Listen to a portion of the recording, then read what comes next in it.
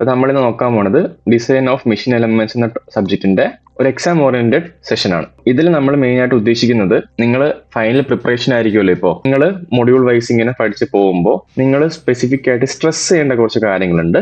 അതിനെ പറ്റിയിട്ട് നമുക്ക് ഇന്ന് ഡിസ്കസ് ചെയ്യാം. അതുപോലെ തന്നെ ഈ സബ്ജക്റ്റിനെ എങ്ങനെ അപ്രോച്ച് ചെയ്യണമെന്നും എങ്ങനെ എഴുതി കഴിഞ്ഞാൽ ഈസിലി മാർക്ക് സ്കോർ ചെയ്യാമെന്നും നമുക്ക് നോക്കാം.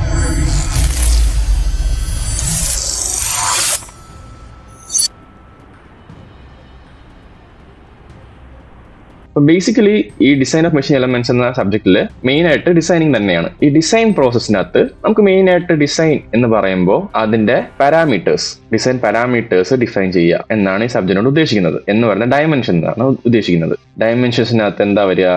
ഡയമീറ്റർ വരും, അതുപോലെ തന്നെ ലെങ്ത്, ബ്രെഡ്ത്ത്, അങ്ങനത്തെ കാര്യങ്ങളൊക്കെയാണ് മെയിൻ ആയിട്ട് നമ്മൾ കണ്ടുപിടിക്കാനുള്ളത്. പിന്നെ അതുപോലെ തന്നെ ഈ പാരാമീറ്റേഴ്സ്, ഈ ഡയമെൻഷൻസിനെ കൊണ്ട് അതിലുണ്ടാവുന്ന ഫോഴ്സസും ടോർക്കും ടെൻഷനും ഇതൊക്കെയും നമ്മൾ കണ്ടുപിടിക്കേണ്ടതുണ്ട്. ഇതാണ് നമ്മൾ ഈ സബ്ജക്റ്റിൽ 5 മൊഡ്യൂളിൽ നമ്മൾ കണ്ടുപിടിച്ചുകൊണ്ടിരിക്കുന്ന കാര്യങ്ങൾ എന്ന് പറയുന്നത്. അപ്പൊ ഈ സബ്ജക്ട് നമ്മൾ എഴുതുമ്പോൾ എല്ലാവരും ആദ്യമേ കയറി ബി പാർട്ട് അറ്റൻഡ് ചെയ്ത് ക്വസ്റ്റ്യൻസ് ഒക്കെ സോൾവ് ചെയ്ത് വരും. അപ്പൊ നോക്കുമ്പോഴേക്കും സമയം കഴിയും. പാസ്സാവാനായിട്ടാണെങ്കിലും അല്ലെങ്കിൽ നല്ല മാർക്ക് സ്കോർ ചെയ്യാനായിട്ടാണെങ്കിലും എപ്പോഴും നിങ്ങൾ ചെയ്യേണ്ടത് DME തുടങ്ങുമ്പോൾ പാർട്ട് A ആദ്യം അറ്റൻഡ് ചെയ്യാൻ നോക്കുക. പാർട്ടിയിലെ 10 ക്വസ്റ്റ്യൻസും എഴുതി ആദ്യമേ കംപ്ലീറ്റ് ചെയ്യാൻ നോക്കുക.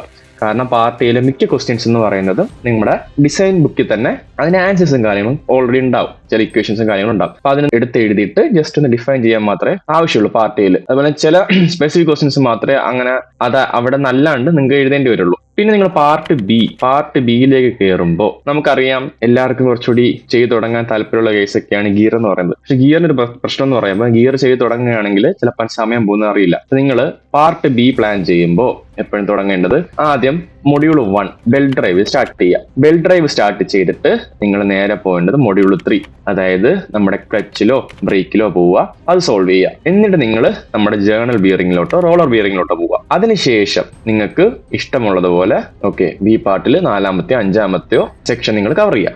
ഇങ്ങനെ നിങ്ങൾ പ്ലാൻ ചെയ്യുകയാണെങ്കിൽ, കാരണം നമുക്കറിയാം ബെൽറ്റ് ഡ്രൈവ് അല്ലെങ്കിൽ നമ്മുടെ കണക്റ്റിംഗ് റോഡോ ഷാഫ്റ്റോ இந்த രീതിയിലായിക്കോട്ടെ, അതെന്ന് പറയുമ്പം നമ്മുടെ ബെൽറ്റ് ഡ്രൈവ് ആണ് നിങ്ങൾ എടുക്കുന്നതെങ്കിൽ 8-9 സ്റ്റെപ്സ് ഉണ്ട് കണ്ടുപിടിക്കാനായിട്ട്. ആ സ്റ്റെപ്സ് അതേപോലെ ഫോളോ ചെയ്യുകയാണെങ്കിൽ നിങ്ങൾക്ക് ആൻസർ കിട്ടും. ക്ലച്ചും ബ്രേക്കും സെക്ഷൻ വരുവാണെങ്കിൽ ക്ലച്ച് നിങ്ങൾക്ക് അറിയാം, എന്താ സെൻട്രിഫ്യൂഗൽ ക്ലച്ച് ഉണ്ട്, കോൺ ക്ലച്ച് ഉണ്ട്, ഡബിൾ ഉണ്ട്, സിംഗിൾ ഉണ്ട്. അങ്ങനെ 4 ടൈപ്പ് ക്ലച്ച് നമുക്ക് പഠിക്കാനുള്ളത്. നിങ്ങൾക്ക് ബ്രേക്ക് ആണെങ്കിൽ ബാൻഡ് ബ്രേക്ക്, അങ്ങനത്തെ കാര്യങ്ങൾ വരുന്നുണ്ട്. അപ്പോൾ ഇതിന്റെ ഇക്വേഷൻസ് നമുക്ക് ഓൾറെഡി കാണാൻ പഠിക്കേണ്ട കാര്യമുണ്ടോ? ഇല്ല. ആ പാടെ 2-3 ഇക്വേഷൻസ്, പവറിന്റെയും ടോർക്കിന്റെ ഇക്വേഷൻസ് മാത്രം ജസ്റ്റ് ഒന്ന് അറിഞ്ഞിരുന്നാൽ മതി. 2πD/60 എന്നൊക്കെ പറഞ്ഞിട്ടുള്ള ഇക്വേഷൻസ്, അത് മാത്രം നമുക്കൊന്ന് മനസ്സിലാക്കി ഇരുന്നാൽ നമുക്ക് എല്ലാത്തിനും ആൻസർ ചെയ്തെടുക്കാൻ പറ്റും.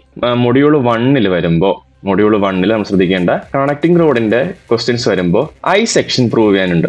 ഐ സെക്ഷൻ ആണ് സ്യൂട്ടബിൾ എന്ന രീതിയിൽ പ്രൂവ് ചെയ്യണം നമ്മൾ. അപ്പം ആ പ്രൂഫ് നിങ്ങൾ പഠിക്കണം. കാരണം ഇൻ കേസ് ഷാഫ്റ്റ് കണക്റ്റിംഗ് റോഡാണ് വരെങ്കിലോ, അപ്പൊ നമുക്ക് അവിടെ ഒരു ചോയ്സ് ഇല്ലാണ്ടാവില്ലേ. ഷാഫ്റ്റ് കുറച്ചുകൂടി തിയററ്റിക്കലി കുറച്ചുകൂടി പഠിക്കാനുണ്ട്. പക്ഷെ അതിനേക്കാളും ഐ സെക്ഷൻ പ്രൂവ് ചെയ്തിട്ട് അതിലുള്ള ഫോഴ്സും കുറച്ച് സ്ട്രെസ്സും മാത്രമേ നമ്മുടെ കണക്റ്റിംഗ് റോഡിൽ കണ്ടുപിടിക്കേണ്ടതായിട്ടുള്ളൂ. പിന്നെ അതിന്റെ ബോൾട്ടിന്റെ ഡിസൈനും കാര്യങ്ങളൊക്കെ പറയുന്നുണ്ട്. പക്ഷെ ഈ ഐ സെക്ഷൻ പ്രൂവ് ചെയ്യാണെങ്കിൽ തന്നെ നിങ്ങൾക്ക് ഇപ്പം 14 മാർക്കിന്റെ ക്വസ്റ്റ്യൻ ആണെന്നിരിക്കട്ടെ, അങ്ങനെയാണെങ്കിൽ നിങ്ങൾക്ക് അവിടെ തന്നെ ഒരു 6-7 മാർക്ക് ഈ ഐ സെക്ഷൻ പ്രൂഫിന് തന്നെ കിട്ടുന്നുണ്ടാവും. അപ്പൊ അതൊന്ന് നോട്ട് ചെയ്യുക. അത് സിമ്പിൾ പ്രൂഫാണ്. IXX/IYY എന്ന് പറയുന്ന വാല്യൂ <4 എന്ന രീതിയിൽ പ്രൂഫ് ചെയ്യുന്ന ഒരു പ്രൂഫാണത്. പിന്നെ ബെൽറ്റ് ഡ്രൈവിൽ വരുമ്പോൾ നമുക്കറിയാം ഓപ്പൺ ബെൽറ്റ് ഡ്രൈവ് ഉണ്ട്, ക്രോസ് ബെൽറ്റ് ഡ്രൈവ് ഉണ്ട്. അതിനകത്ത് നമുക്ക് മെയിൻ ആയിട്ടുള്ളത് മെറ്റീരിയൽ സെലക്ഷൻ ആണ്. മെറ്റീരിയൽ സെലക്ഷൻ ഒരു ടേബിൾ ഉണ്ട്, അവിടെ പോയി മെറ്റീരിയൽ സെലക്ട് ചെയ്യുന്നു, ആ ഡയമീറ്റർ കണ്ടുപിടിക്കുന്നു, ബെൽറ്റിന്റെ ലെങ്ത് കാര്യങ്ങൾ കണ്ടുപിടിക്കുന്നു അല്ലേ, പിന്നെ തീറ്റ വാല്യൂ കണ്ടുപിടിക്കുന്നു. അപ്പൊ ഇങ്ങനത്തെ സെർട്ടൻ പാരാമീറ്റേഴ്സ് കണ്ടുപിടിക്കുന്ന ഒരു ഓർഡർ ഉണ്ട്. ആ ഓർഡർ തന്നെ കണ്ടുപിടിച്ചു പോകണമെങ്കിൽ ബെൽറ്റ് നമുക്ക് ഈസി ആയിട്ട് നമുക്ക് ഫുള്ളി കംപ്ലീറ്റ് ചെയ്യാൻ പറ്റും. അടുത്തെന്ന് പറഞ്ഞാൽ നേരത്തെ പറഞ്ഞ പോലെ ബ്രേക്കും ക്ലച്ചും വരും. ബ്രേക്കും ക്ലച്ചും വരുമ്പോൾ ക്ലച്ച് ആണെങ്കിൽ നമുക്ക് കുറച്ച് അധികം ക്ലച്ചുകൾ പഠിക്കാനുണ്ട്. Centrifugal, cone, single, double, 4 single, double അല്ലെങ്കിൽ മൾട്ടി എന്ന് പറയും. 4 ടൈപ്പ് ക്ലച്ച് പഠിക്കാനുണ്ട് നമുക്ക്. അപ്പൊ ഇതിനകത്ത് സെൻട്രിഫ്യൂഗലും കോണും ആണെങ്കിൽ ഇതാണ് കുറച്ചുകൂടി അധികം ചോദിച്ചിട്ടുള്ളത്. സെൻട്രിഫ്യൂഗൽ ആണെങ്കിലും കോൺ ആണെങ്കിലും സിംഗിളും അതുപോലെ തന്നെ മൾട്ടിപ്ലൈഡ് ക്ലച്ചും ചോദിക്കാറുണ്ട്. അപ്പൊ നമ്മൾ N നമ്പർ ഒക്കെ എടുക്കുന്നത് സൂക്ഷിച്ചാണ് എടുക്കാനായിട്ട്. N നമ്പർ കറക്റ്റ് നോക്കി നോട്ടീസ് ചെയ്തോണം എടുക്കാനായിട്ട്. സെൻട്രിഫ്യൂഗൽ ആണെങ്കിൽ നമുക്ക് ആ സെൻട്രിഫ്യൂഗൽ ഫോഴ്സ് കണ്ടുപിടിക്കണം. ആ പാരാമീറ്റേഴ്സ് ഒക്കെ കണ്ടുപിടിച്ച് വെക്കാൻ ശ്രദ്ധിക്കുക. കോൺ ആണെങ്കിലും കോണിന് വേണ്ടിയിട്ട് ഒരു ഡിസൈൻ പ്രൊസീജിയർ ഉണ്ട്. ആ പ്രൊസീജിയർ അനുസരിച്ച് വേണം ചെയ്യാനായിട്ട്. ബ്രേക്കിന്റെ കാര്യം വരുമ്പോൾ നമുക്ക് 2 ടൈപ്പ് ബ്രേക്ക് വരാനുണ്ട്. അവിടെ ഷൂ അല്ലെങ്കിൽ ബ്ലോക്ക് ബ്രേക്കും ബാൻഡ് ബ്രേക്കും. 2 ടൈപ്പ് ബ്രേക്ക് പഠിക്കാനുണ്ട്. അപ്പം അതിലുണ്ടാവുന്ന ഫോഴ്സ് കാര്യങ്ങള് നിങ്ങൾ പഠിച്ചിട്ടുണ്ടാവും. മറ്റേ FTB/A+B 1/μ-c/b എന്നൊരു ഇക്വേഷൻ ഒക്കെ പഠിച്ചിട്ടുണ്ട് നിങ്ങൾ അല്ലെ? ആ ഇക്വേഷൻസും കാര്യങ്ങളും വെച്ചിട്ട് വേണം നമ്മൾ ചെയ്യാനായിട്ട് എന്താണ് നമ്മുടെ ബ്ലോക്ക് ബ്രേക്ക്. അതേസമയം ബാൻഡ് ബ്രേക്ക് വരുമ്പോഴും അതിനും നമ്മൾ ടോർക്കും ഫോഴ്സും കണ്ടുപിടിക്കണം അല്ലെ? അപ്പം ആ ക്വസ്റ്റ്യൻസ് നിങ്ങൾ വർക്ക്ഔട്ട് ചെയ്ത് നോക്കുക. ഈസി ആയിട്ട് പെട്ടെന്ന് ചേർക്കാൻ പറഞ്ഞ ക്ലച്ച് ആണ്. ഓക്കെ, എന്ന് പറഞ്ഞ ബ്രേക്ക് ചിലപ്പോൾ ഈസിയുള്ള ക്വസ്റ്റ്യൻസ് കിട്ടാറുണ്ട്. പക്ഷെ നിങ്ങൾ നോക്കിയാൽ മനസ്സിലാവും, മൊഡ്യൂൾ 3 വരുമ്പോൾ സാധാരണഗതിയിൽ ഒറ്റ ക്വസ്റ്റ്യൻ ആയിട്ട് വരാറില്ല അല്ലെ? അതിന്റെ ഒരു എ പാർട്ട് ബി പാർട്ട് എന്ന രീതിയിലൊക്കെ ചോദിക്കാറുണ്ട്. അതിൽ ചോദിക്കുമ്പോൾ മിക്കപ്പോഴും ഒരു പ്രൂഫ് ആയിട്ട് ചിലപ്പോൾ ചോദിക്കാറുണ്ട് ചില പ്രൂഫുകൾ. അങ്ങനെ നിങ്ങൾ നോക്കേണ്ട 2-3 പ്രൂഫ് പറഞ്ഞുതരാം. ഒന്നെന്ന് പറയുന്നത് ബാൻഡ് ബ്രേക്കിന്റെ ഒരു ഡെറിവേഷൻ ഉണ്ട്, അതിന്റെ ഒരു മൊമെന്റ് കണ്ടുപിടിക്കുന്ന ഒരു ഡെറിവേഷൻ. അതാണ് ബാൻഡ് ബ്രേക്കിൽ നിങ്ങൾക്ക് പഠിക്കാനുള്ളത്. പിന്നെ നമുക്ക് പെട്രോഫ് ഇക്വേഷന്റെ ഒരു ഡെറിവേഷൻ നമുക്ക് സിലബസിൽ പറയുന്നുണ്ട്. അത് നമ്മുടെ എവിടെ വരുന്നത്? ജേർണലിലാണ് വരുന്നത്. ഇപ്പം ഷാഫ്റ്റ് ബിയറിംഗിന്റെ ആ സെക്ഷനാണ് ഇത് വരുന്നത്. നിങ്ങൾക്ക് പഠിക്കാനുള്ള ഒന്നെന്ന് പറയുന്നത് ലൂയിസ് ഇക്വേഷൻ ഉണ്ടല്ലോ, ലൂയിസ് ഇക്വേഷന്റെ ഒരു ഡെറിവേഷൻ. കാരണം ഞാൻ ഈ ഡെറിവേഷന്റെ കേസ് പറഞ്ഞുകൊണ്ടങ്ങ് എല്ലാം ഒന്ന് ഒരുമിച്ചങ്ങ് പറയാം എന്ന രീതിയിൽ പറഞ്ഞു പോവുകയാണ്. ഇത് ബാക്കിയുള്ള മൊഡ്യൂൾസിലും കവറപ്പ് ചെയ്യുന്ന ടോപ്പിക്സ് ആണ് ഇതെന്ന് പറയുന്നത്. അതുകൊണ്ടാണ് ഞാൻ ഇത് പറഞ്ഞു പോകുന്നത്. പിന്നെ നമ്മൾ ക്ലച്ചിന്റെ അകത്ത് നമ്മൾ പഠിക്കുന്നുണ്ട് യൂണിഫോം വിയർ തിയറിയും പ്രഷർ തിയറിയും. ഇപ്പൊ നിങ്ങൾക്ക് തരുന്ന ക്വസ്റ്റ്യൻ എന്ന് പറയുന്നത് ആക്സിയൽ ഫോഴ്സ് ടോർക്ക്. ഓക്കെ, ഈ കോൺ ക്ലച്ചിനകത്ത് യൂണിഫോം വിയർ തിയറിയും യൂണിഫോം പ്രഷർ തിയറിയും വെച്ചിട്ടുള്ള പ്രൂഫ് ചോദിക്കും. അപ്പൊ അങ്ങനത്തെ പ്രൂഫുകൾ ചോദിക്കാം. അല്ലെങ്കിൽ സിമ്പിൾ ആയിട്ടുള്ള ഓർ ക്വസ്റ്റ്യൻസ് ആയിരിക്കും. ചിലപ്പം ഡിഫറെന്റ് ടൈപ്സ് ഓഫ് ക്ലച്ചസ് അല്ലെങ്കിൽ ഡിഫറെന്റ് ടൈപ്സ് ഓഫ് ബ്രേക്സ് എന്ന രീതിയിലൊക്കെ ആയിരിക്കും ചോദിക്കുക. അപ്പം അങ്ങനത്തെ ഒരു A-B പാർട്ട് നമ്മുടെ എന്തിലുണ്ടാവും? ഈ പറയുന്ന 3rd മൊഡ്യൂളിൽ നമുക്ക് പ്രതീക്ഷിക്കാം. അടുത്തതെന്ന് പറയുന്നത് നമ്മൾ 2nd മൊഡ്യൂളിൽ എന്താണ്? ജേർണൽ ബിയറിങ്ങും റോളർ ബിയറിംഗ്. ഏകദേശം രണ്ടിന്റെയും സെയിം തന്നെയാണ്. പക്ഷെ ഇവിടെ ഡയമീറ്റേഴ്സ് എടുക്കുമ്പോൾ റോളർ ബിയറിംഗ് ഇന്ന ഡയമീറ്റർ എന്ന് പറയുന്നത് ആ ബിയറിംഗിന്റെ അകത്തുള്ള ഡയമീറ്റർ ആണ്. അപ്പൊ അതൊക്കെ ഓർക്കുക. പിന്നെ അതുപോലെ തന്നെ ജേർണൽ ബിയറിംഗിൽ വരുമ്പോൾ നമുക്ക് പ്രത്യേകിച്ച് നോക്കേണ്ട കാര്യങ്ങൾ എന്ന് പറയുന്നത് നമ്മൾ ഹീറ്റ് കണ്ടുപിടിക്കണം. ഹീറ്റ് ഡെസിപ്പേറ്റഡ്, അതേപോലെ തന്നെ ഹീറ്റ് ജനറേറ്റഡ് കണ്ടുപിടിക്കുക. എന്നിട്ട് നമുക്ക് അവിടെ ആർട്ടിഫിഷ്യൽ കൂളിംഗ് വേണമോ വേണ്ടയോ എന്നൊക്കെ കമന്റ് ചെയ്യണം. നമുക്ക് ആർട്ടിഫിഷ്യൽ കൂളിംഗ് നീഡഡ് അല്ലെങ്കിൽ അത് വേണ്ട എന്ന രീതിയിൽ കണ്ടുപിടിക്കേണ്ടി വരും. ഇപ്പൊ നിങ്ങൾ ചിലപ്പോൾ ചോദിക്കും എമൗണ്ട് ഓഫ് അല്ലെങ്കിൽ മാസ് ഓഫ് വാട്ടർ റിക്വയർഡ്, അത് MCP ΔT വെച്ചിട്ട് നമ്മൾ കാൽക്കുലേറ്റ് ചെയ്യും. ഈ കാര്യങ്ങളാണ് നമുക്ക് ബിയറിംഗ് സെക്ഷനിൽ പഠിക്കാനുള്ളത്. ഓക്കെ, ഇപ്പൊ റോളർ ബിയറിംഗിലാണെങ്കിലും ആ രീതിയിലാണ് നമുക്ക് പഠിക്കാനുള്ളത്. ഞാൻ നേരത്തെ പറഞ്ഞു നമ്മുടെ ബിയറിംഗിന്റെ കേസ് പറഞ്ഞപ്പോൾ അത് ഞാൻ റോളർ ബിയറിംഗ് പറഞ്ഞുകൊണ്ടിരുന്നത്. റോളർ ബിയറിംഗിനകത്ത് നമ്മൾ മെയിൻ ആയിട്ട് പഠിക്കാനുള്ളത് അത് നമ്മുടെ ജേർണൽ പഠിച്ചോളൂ തന്നെ അതിന്റെ ഫോഴ്സ് കാര്യങ്ങൾ കണ്ടുപിടിക്കുക. പിന്നെ അതിന്റെ ലൈഫ് ഇൻ മില്യൺ റെവല്യൂഷൻ, ആ കാര്യമൊക്കെ വേണം നമ്മൾ വർക്ക്ഔട്ട് ചെയ്യാനായിട്ട്. പിന്നെ നമുക്ക് വരുന്ന 4th and 5th എന്ന് പറയുന്ന ഗിയർ ആണ്. അപ്പൊ ഗിയറിന്റെ അകത്ത് നിങ്ങൾ മെയിൻ ആയിട്ട് ശ്രദ്ധിക്കേണ്ടത്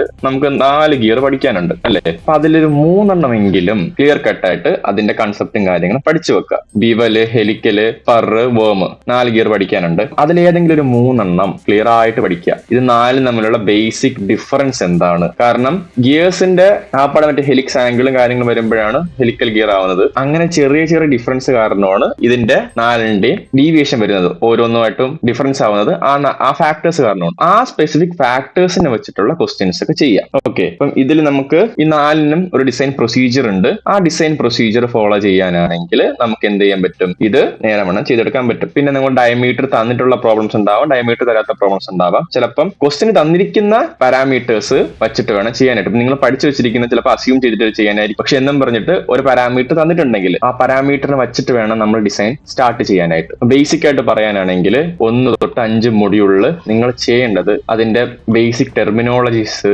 പഠിക്കുക. അതുപോലെ തന്നെ ഇക്വേഷൻസ് കാണാൻ പഠിക്കേണ്ട കാര്യമില്ല. പക്ഷെ ഇക്വേഷൻസ് നമ്മുടെ ആ ഡാറ്റാ ബുക്കിൽ എവിടെയാണ് കിടക്കുന്നതെന്ന് കൃത്യമായിട്ട് മനസ്സിലാക്കുക. വേറെ ഇമ്പോർട്ടന്റ് കാര്യം യൂണിറ്റ്സ്. പലരും തെറ്റിക്കുന്ന ഒരു കേസാണ് യൂണിറ്റ്സ് എന്ന് പറയുന്നത്. അപ്പൊ തന്നിരിക്കുന്ന പ്രോബ്ലത്തിൽ തന്നിരിക്കുന്ന യൂണിറ്റ്സ് ഇപ്പൊ മെഗാ പാസ്കലോ ജിഗാ പാസ്കലോ ആണെങ്കിൽ നമുക്ക് പാസ്കലോട്ട് കൺവേർട്ട് ചെയ്യാനാണെങ്കിലോ അല്ലെങ്കിൽ കിലോ ന്യൂട്ടനോട്ട് കൺവേർട്ട് ചെയ്യാനാണെങ്കിലോ ആ വക കൺവേർഷൻസ് കറക്റ്റ് ആയിട്ട് ചെയ്യുക. നമ്മുടെ ഡാറ്റാ ബുക്കിലുള്ള യൂണിറ്റ്സ് ആയിട്ട് അതിനെ കൺവേർട്ട് ചെയ്യാൻ ശ്രദ്ധിക്കുക. പിന്നെ വരുന്നതെന്ന് പറയുന്നത് ചില അസംഷൻസും കാര്യങ്ങളൊക്കെ നിങ്ങൾ എടുക്കേണ്ടി വരും. നമ്മൾ കാണാറുണ്ട് 5 മൊഡ്യൂളിലും പലയിടത്തും അസംഷൻസ് എടുക്കാറുണ്ട്. അപ്പം അസംഷൻസ് എടുത്തെന്ന് പറഞ്ഞിട്ട് നമ്മുടെ ക്വസ്റ്റ്യൻസ് നിങ്ങൾക്ക് പലർക്കും കിട്ടുന്ന ആൻസർ ഡിഫറെന്റ് ആയിരിക്കും. അപ്പൊ അതുകൊണ്ട് വിചാരിക്കരുത് മറ്റൊരാൾക്ക് കിട്ടിയ ആൻസർ എനിക്ക് തമ്മിൽ നല്ല ഡിഫറൻസ് ഉണ്ടല്ലോ. കാരണം എടുത്ത അസംഷൻസ് മാറുമ്പോൾ നമ്മുടെ ഫൈനൽ ആൻസറിന്റെ വാല്യൂ മാറും. ഓക്കെ, അത് അണ്ടർസ്റ്റാൻഡബിൾ അല്ലേ? ഈ കാര്യങ്ങളൊക്കെ നിങ്ങൾ മെയിൻ ആയിട്ട് ശ്രദ്ധിക്കുക. പിന്നെ A പാർട്ട് ഞാൻ പറഞ്ഞ പോലെ A പാർട്ട് അറ്റൻഡ് ചെയ്തതിന് ശേഷം മാത്രം B പാർട്ട് സ്റ്റാർട്ട് ചെയ്യുക. പിന്നെ ഒരു ക്വസ്റ്റ്യന് വേണ്ടിയിട്ട് കൂടുതൽ സമയം കളയാണ്ടിരിക്കുക. ചെയ്യാണ്ടിരിക്കുക. കാരണം ഇപ്പൊ ഒരു ക്വസ്റ്റ്യൻ നിങ്ങൾ